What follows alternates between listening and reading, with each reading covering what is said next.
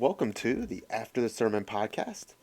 I am Jake Dunlow here with Pastor Matt Lott Speech, That is true. and we are glad you have joined us for another episode as we dive deeper into this week's sermon. And we're excited because this week starts a new sermon series as we begin to go through a study of the patriarchs, looking at Genesis 12 through 50 over the next few Sundays and seeing what we can learn from these men who've gone before us, and how there's value in it, in their life and their faith and the lessons we learn. So just really excited about jumping into this, and I'm also excited because I don't have COVID anymore. Yeah. So Praise. that's right. Yeah. So missed you last week, and hope you all are well, and grateful for Matt for jumping in and knocking the sermon out next week with very little notice.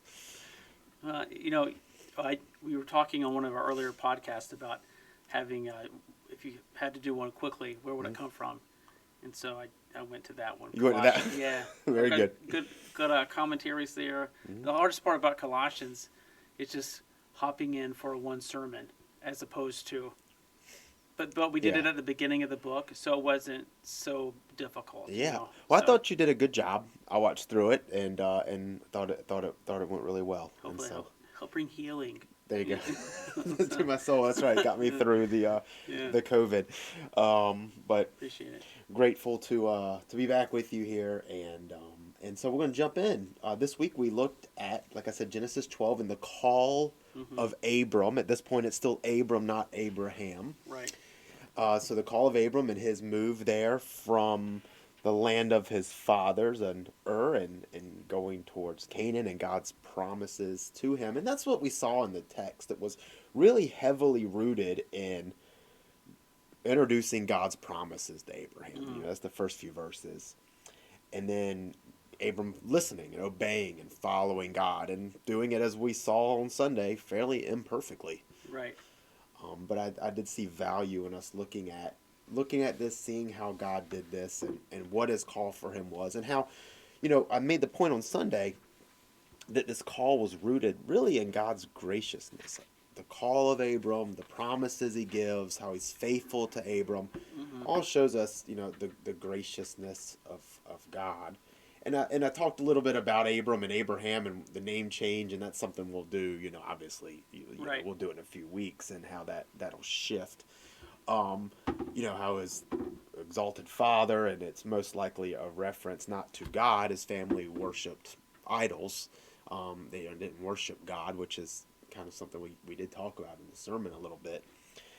But that God would use him, and it was a name that was referring to his fathers, and hoping that he would have kids. And actually, it reminded me of a story. I didn't tell it Sunday. I didn't have time.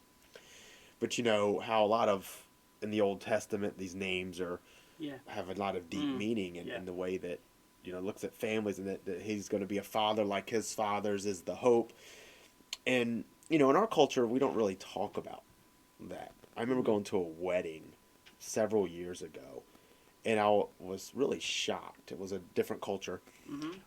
And how many prayers were for their kids, and that they would have, be fruitful and have an abundance Yeah. of children. God would bless. Almost every prayer was, and speech given was not about so much their marriage of them two, Right. about the family that's going to come from this, which is very traditional kind of culture, and would have made sense here in the 3,000-4,000 years ago too. Right.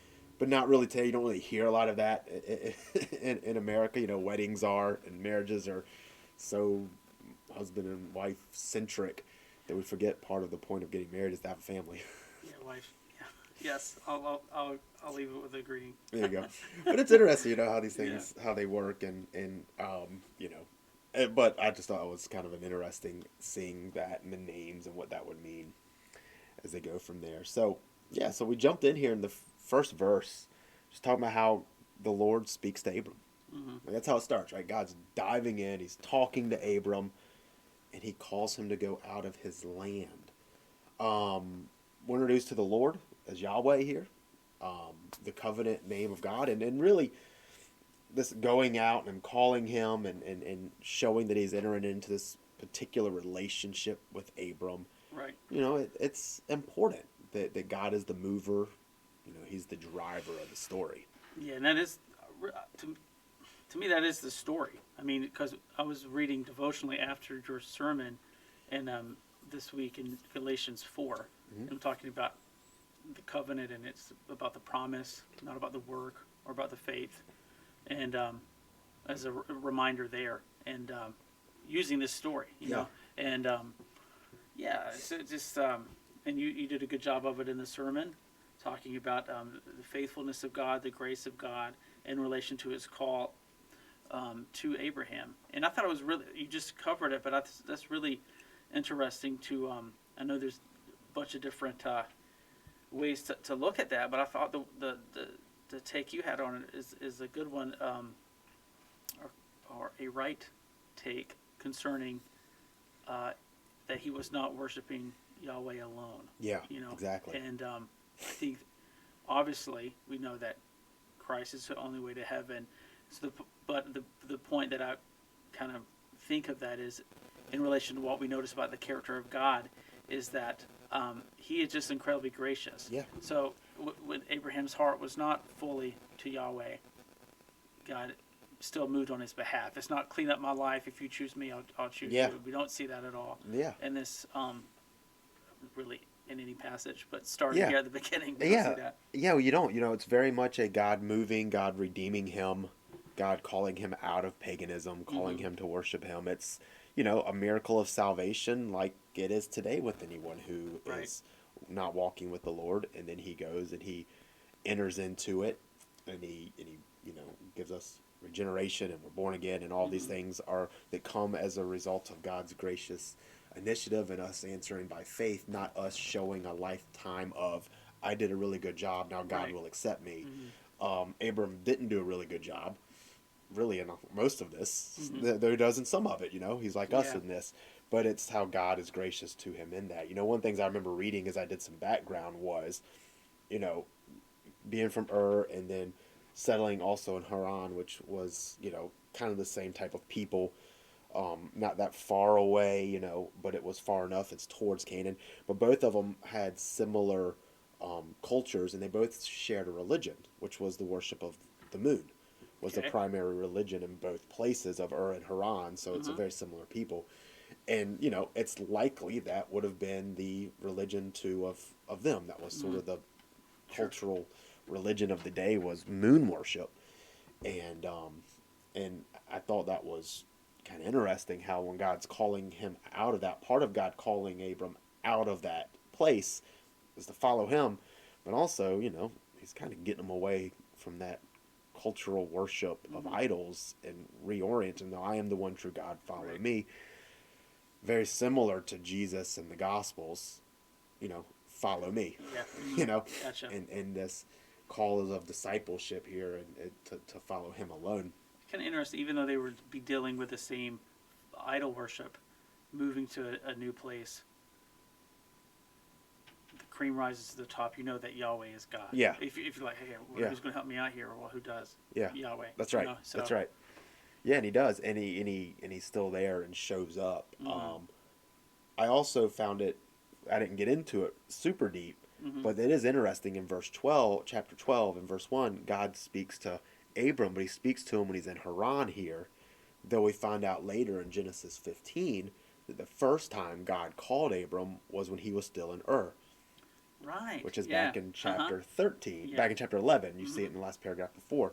And Moses only mentions it in passing the year that that Abram went with his dad and his wife and Lot, and they left Ur and moved towards Canaan. Yeah. But stopped in Haran. They didn't get all the way there. And we don't know why. And of course, everybody speculates about, well, he wasn't all the way faithful. I don't know. Literally, it never says. Yeah, that's what makes, I think, interpreting some of these passages, specifically in the Old Testament, rather difficult. Yeah. You know, you want to, sure, it's fun because, and I don't mean that in a non-reverent way, because it is fun to study and learn about the Lord and His graciousness to His people. At the same time, we don't really want our we can dress it up and call it a sanctified imagination. Yeah. We don't want that leading the way, you know. Yeah, I read an article about it that had this, that showed the failure of leadership for not going all the way. I'm like, man, we Yeah. don't know why they stopped Yeah, here. That right. nothing says. Mm-hmm. But what we do know is that in chapter 12, verse 1, God calls Abram Mm-hmm. again for the Yeah. second time. This is the first recorded instance where the words are recorded, but it's the Mm-hmm. second time, saying, all right, you need to keep going. Yes. You know, keep going. It's time to leave. Keep going the rest of the way to where I've called you to. And, you know, it says they were, you know, Abram was 75 years old when that happened. So the first time he was called, I think he was probably around 70 or so. We don't know. But he calls him and has them move from Ur and then Haran, which is a similar people group, moving there now out towards the promised land. And that God is the one that is driving,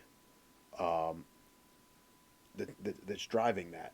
And I think, you know, sometimes people have questions about ages. Mm-hmm. You know, like was 70, was it really 30 or whatever? Yeah. And we think the age is the age of the people given. And I think the text gives credence to that about as far as him having children. Like, hey, we're old. Yeah. You know, so maybe you hit 70 and like your body slows. You know, like Yeah. it's still old. You know, Yeah. maybe they were still, you can move around and everything. And so, yeah, having age on them and doing this, it was impressive. Yeah, and it really I is. say, oh, I'm just so old, because they did say that in other spots. Yeah. And Yeah, he you know. feels like they're too old to have kids. I mean, Correct. they are, and which is what is kind of fascinating. You know, like you said, when we deal with the ages, well, it's not really that old. It seems to be that old. Yeah. You know, Right. because they were shocked. Yeah. That's kind of the miracle here. That's sort of the point, is God's miracle in moving in that, and God showing up, but God does show up and does speak to him. He gives him some promises, and you know, I mentioned there's 5 of them here, and I took some care on Sunday because I wanted to show particularly how each promise was fulfilled. Mm-hmm. You know, when you're coming to the Old Testament, especially early Old Testament, and you're dealing with a lot of distance between us and them, right? Right. Now, you know, Moses is writing about events that were 400 years even before him. Mm-hmm. But, you know, he's writing all this history down that was no doubt orally, or, you know, some people even say they might even have it written, examples there that Moses is compiling. However the Lord used that process there, you're still talking a audience that is vastly different than us today. Mm-hmm. You know, we are separated by, you know, an ocean. We're separated by language. We're separated by culture. We're separated even by, you know, covenant. You know, we're post-Christ, and this is, you know, we see the pointers of Christ in this. So whenever I'm covering Old Testament stuff like this, I want to help bridge those gaps for people and show how these are promises that have been fulfilled, that we see this today, and this is how things connect. So talking about that he'll be a great nation and that Israel will show up, and talking about, you know, that he's going to be blessed and how he was blessed materially, yes, but also spiritually. That's the blessing that he got of walking with God, of conversing with God. That he will bless others, and we see that, right? That he's going to care for others. He's going to rescue others. He's going to pray for those salvation, you know, prays for cities. You know, he does seek to be a blessing, but also he wants, you know, that he'll bless others, and he does that through Christ. And he says that all the peoples on earth is blessed through him, and that's a pointer to redemption, showing that God's plan for Abram was not only for Abram, that there would be a people, that they would do this, but also from this will be the entire world will be blessed. And it's a clear pointer to the Messiah.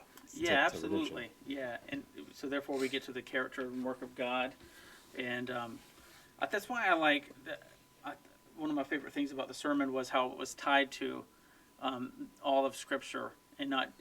Listen, can we learn stuff about do these little character studies that are important and helpful? Yeah, I think so, about leadership or something like that. Sure.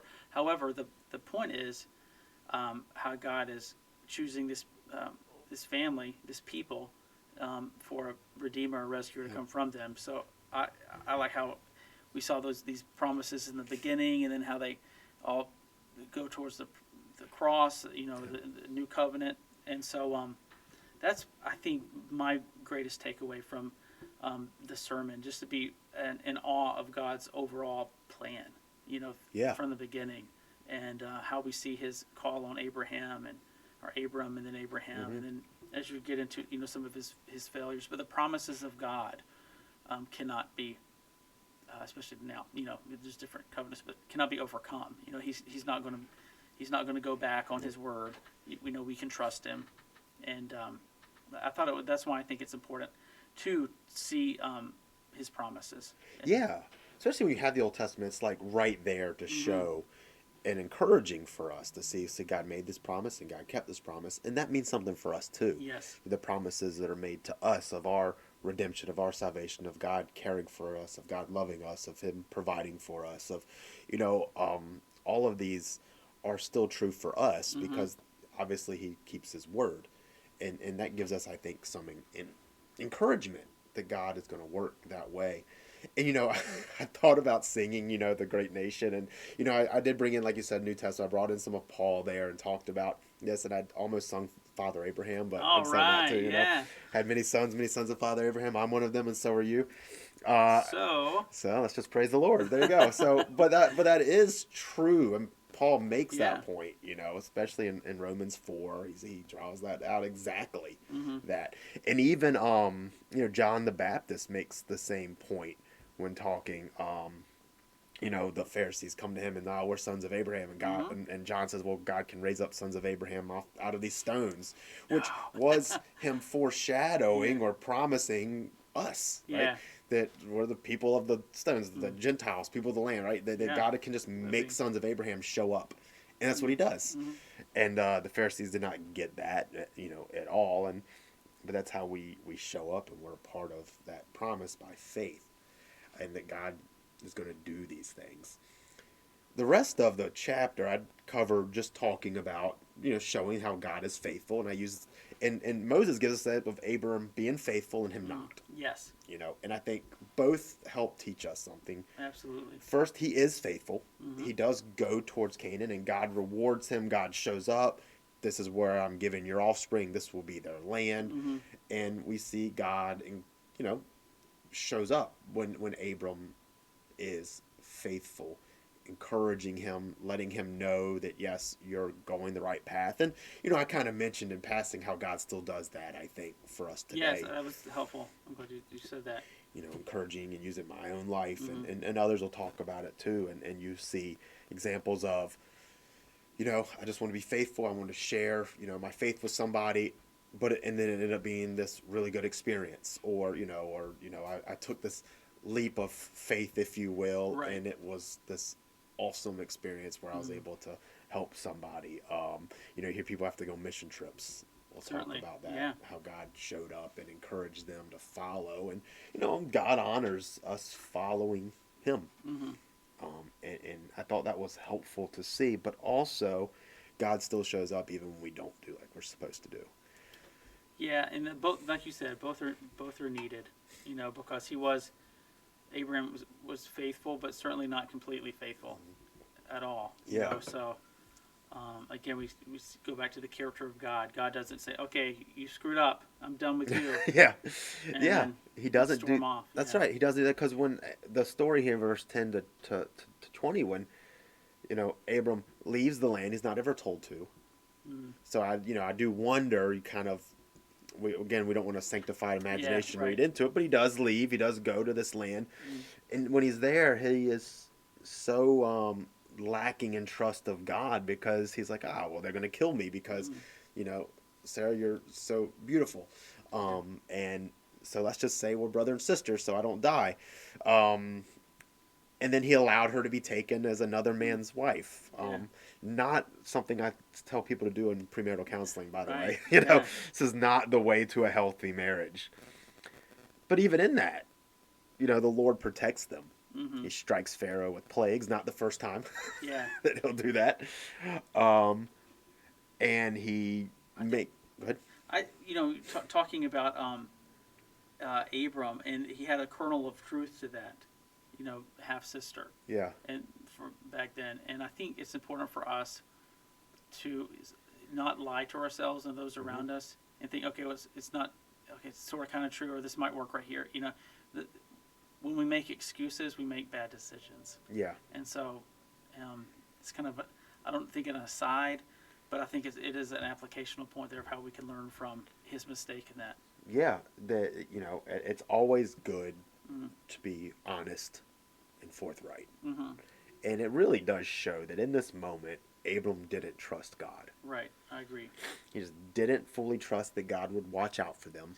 Mm-hmm. He feared man more than he trusted God. Yeah. And look, that's something we all will struggle with from time to time, right? All of us will go through periods where we will unfortunately doubt, and we'll have fear of man will overshadow us being faithful to God. And so that's why we may lie, or why we try to cover things up. We look out for ourselves instead of our family, and honoring our marriage covenant here, and For sure. And those things. And I mentioned how patient though God is with Abram, because he does intervene, he does watch out, he does keep them, and their sin away, and God shows up even when Abraham fails. The sort of story, that God uses a crooked stick to draw straight lines kind of deal, and Abram's a crooked stick, and just how patient God is with him, and how patient he is with us. And I kind of made the point on Sunday of how silly it is when we're impatient with God. Yeah. Considering how patient he I really know. is with us. It's kind of So how do we combat that impatience with God and his promises? Yeah, that's a great question, because even in the story you see it takes years before he has a son. Yeah, good point. And he never will see a nation. Right. Not the son of heaven. Yeah, I anyway. understand. And I think one of the things we can do first is understand God's timeline is bigger than ours. I use the story often. Sometimes I'll use it with my kids and teaching, like, remember if you have the flu, right? For those few days, you feel super sick, right? It feels like it takes forever. However, over the timeline of your life, your 3 days with the flu is like a drop in the bucket, right? Memorable, but not. Yeah, exactly, not right? big, It's not, dominating your life. I remember when I was, 5 and had chicken pox. And I'm sure at the time that was terrible, but right now it's just kind of a blip in my brain over the timeline of my life. Well, that's kind of how all of this works. Peter, will talk about how a day is like 1,000 years. This kind of deal, right? That God's operating on a different timeline. So what we feel like is taking a long time, when we have the perspective of eternity, which we don't now, we'll have a glimpse of it one day, but God always operates in it, we can be a little more patient. See, well, God knows what he's doing. These things take the time that God knows that they need to take. And so having that correct timeline in our brain, I think, can be helpful to combat some of that impatientness towards God. And also understanding and trusting that the decisions that he makes for our life are better than the decisions we'll make for our lives. That's easy to say to do, but I do think reminding ourselves of that. And if you need a better reminder, just think about all the times you screw up. Yeah, there's a few songs out there. There you go. That's right. Think about the times you've screwed up and understand that God is not. And so kind of thinking about his timeline and understanding he knows what's best, I think, can help us a little bit with the impatience. But also reorienting our focus. Too many times we're too hyper-focused on things, where it's, right now I want this thing to happen to me. You'll see people who get obsessed with that. Yeah, for sure. I want a spouse right now, or I need this job this certain career right now, or I need this opportunity right now. And maybe you don't.